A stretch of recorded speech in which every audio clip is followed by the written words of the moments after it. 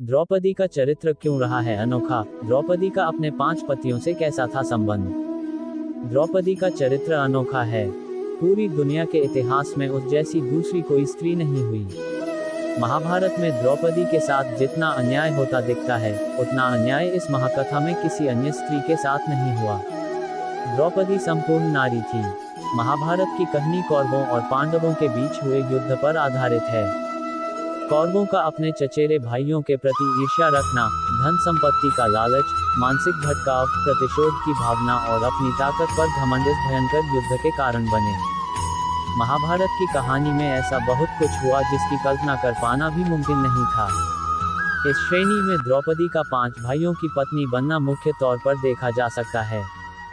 यूं तो आज भी किसी महिला का एक से ज्यादा पुरुषों के साथ संबंध होना सामाजिक तौर पर तुच्छ कर्म ही माना जाता है, लेकिन पहले तो हालात और भी बुरे थे। पुरुषों को तो एक से अधिक महिलाओं के साथ संबंध रखने या विवाह करने की इजाजत थी, परंतु किसी स्त्री का इस विषय में ऐसा सोचना गुनाह था। ऐसे हालातों में द्रौपदी का 5 पतियों की पत्नी बनकर रहना अपने आप में हैरान करने वाली बात थी। द्रौपदी ने जब 5 भाइयों की पत्नी बनने की शर्त कई वचनों के साथ पूरी की, जिनमें सबसे पहली शर्त थी कि वह एक समय पर एक ही भाई की पत्नी बनकर रहेंगी। ये सीमाअवधि 1 साल की होगी और इस दौरान अन्य भाइयों का उनसे कोई वास्ता नहीं होगा। विवाह के समय वेद व्यास ने भी द्रौपदी को यह वरदान दिया कि जब भी वह एक भाई से दूसरे भाई के पास पत्नी बनकर जाएंगी, तब वह अपना कौमार्य फिर से हासिल कर लेंगी। इसके अलावा भी द्रौपदी को कुछ वरदान हासिल थे जिनका उल्लेख महाभारत की कथा में मिलता है। महाभारत में इस घटना उल्लेख है कि दुशासन ने अपने अपमान का प्रतिशोध लेने के लिए भरी सभा में द्रौपदी का चीरहरण करवाया था, लेकिन श्री कृष्ण ने स्वयं प्रकट होकर द्रौपदी के सम्मान की रक्षा की।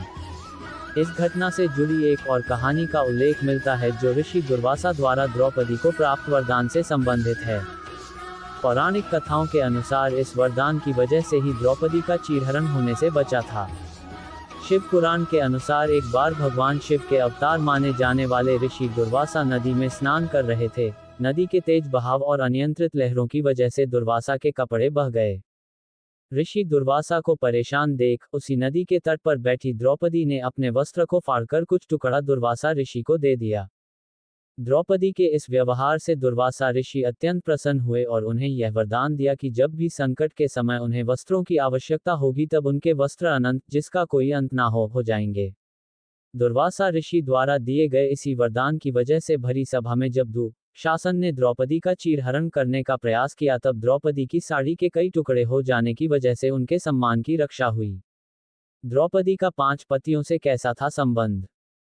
दोस्तों, अगला पार्ट देखने के लिए हमारे चैनल को सब्सक्राइब करें और वीडियो को लाइक करें।